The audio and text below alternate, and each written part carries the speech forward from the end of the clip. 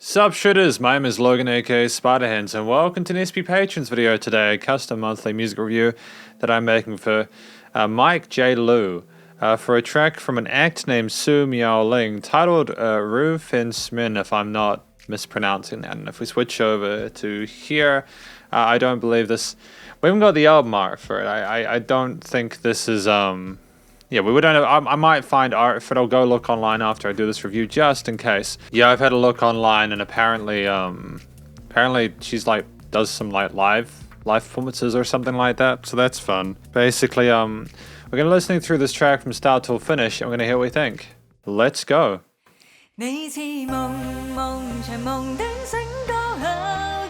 Okay, contemporary production with the synth.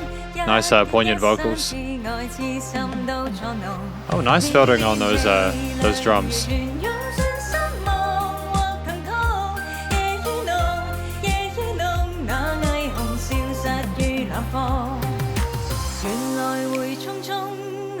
Interesting situation here with this. Nice dynamic range here. It's nice to have those clicks and the keyboards come in.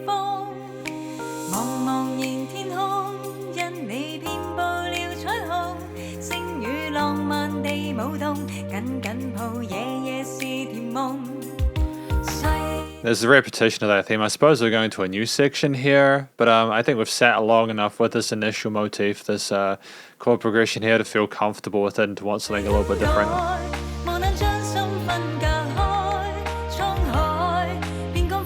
Nice little bit of vibrato there. Oh, okay.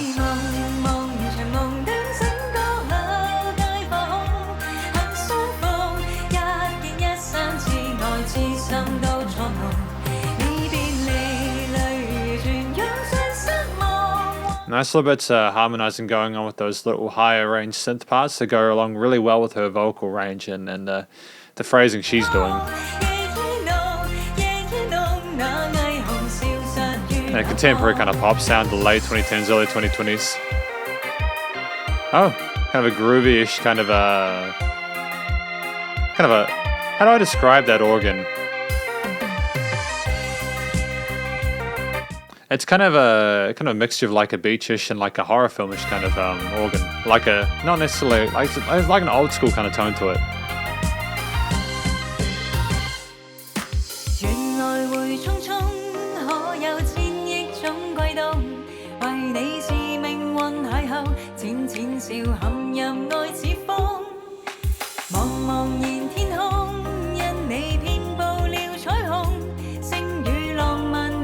Nice resonance with that bass.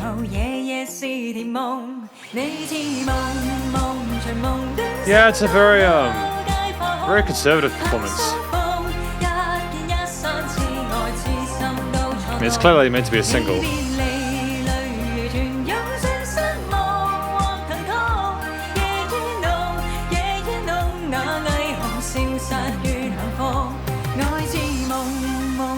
Nice, development there with the additional vocal parts on the sides. Lots of whooshies. I'm not sure if I understand why the whooshies are there, but it's something we've got to entertain ourselves with, I suppose.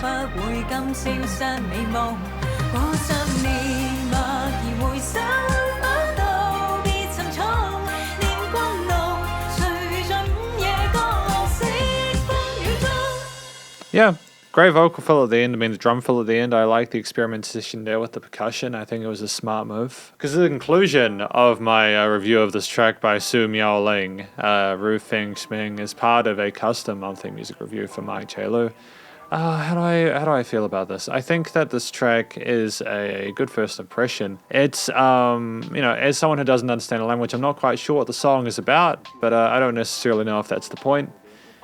Personally, I feel as if we have a switch in here with Su Miaoling. The vocal performance itself is kind of upbeat and kind of, I don't know how to describe it. Without context to the story, it's kind of weird or unusual of what we're going for. It's like the producer told Su to have as neutral and overall emotional sort of caliber to it as you possibly can so that it appeals to a wider audience. That isn't necessarily a criticism, I suppose. Again, that's in lieu of context, but You know, when I hear a track like this, I think, what could it be about if you don't understand what the lyrics are talking about? Her vocal performance was competent. She has a great texture and control over it. You know, the technique's definitely there.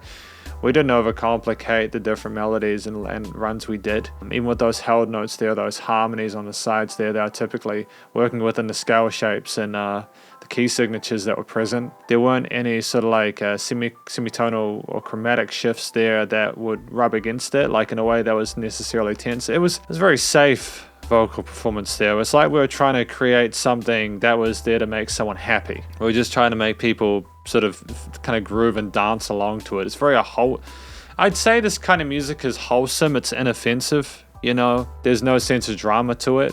Her vocal performance, I think, will be palatable and easily digestible to a lot of people, and I think that she's aware of what she needed to be doing in that respect, and I think it's a smart decision nowadays, especially in genres like this, where if you get a bit too angsty with the vocals, sometimes it can be a detriment, you know. It's just that I don't know what sort of emotion we're sort of going for, whether we're telling a story, where that story went, how it ended. We just repeat that motif quite a lot of times, and I understand that's meant to be an earworm to get it stuck into your head, but I also don't understand why we are necessarily wanting to go down that path. It's definitely for people to understand the language. Anyways, structure of the track itself is we have a situation with this music where it's just verse, chorus with the motif there. A little bit of development in the keys, and there was like an organ solo reiteration of the vocal part, to be fair, you know, that was a nice change later on, but it's not like we did anything particularly revolutionary with it. I think the goal with this track was simply to have a bit of story and then hit the listener with those hook lines, and I think that they succeeded at that. It wasn't meant to reinvigorate or reinvent the wheel. 3-chord bass line or 3-note bass line with chords that looped into each other endlessly. It had a minor tonality to it, but it also didn't really want to commit to being sad. It was almost sort of like, oh, this sucks, but whatever, we'll just keep going, and had that kind of looping kind of cycle sort of tone to it, kind of like how we went between those verses and choruses like 4 times. In a space of 2 minutes 48, that's quite good use of real estate. We did, again, I can't complain. We probably knew that we'd done the chorus enough times within that amount of time. That's why we had that solo section on the organ. I think it would have been disappointing if we didn't had that.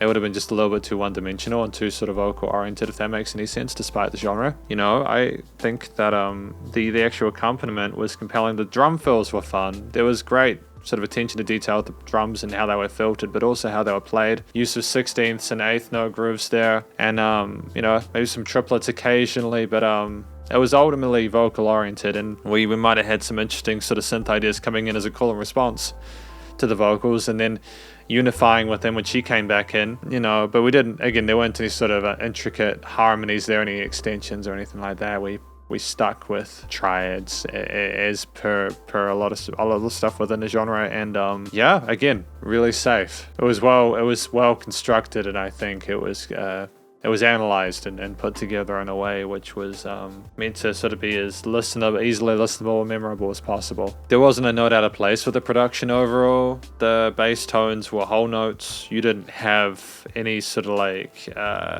sort of weirdness or unsettling movements going on there. It had the chilled sort of demeanor throughout, the accompaniment did.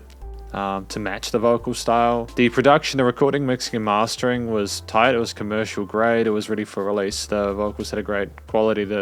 All the other instruments sounded nicely filtered, and there was some automation with the sound of the drum filtering and stuff as well.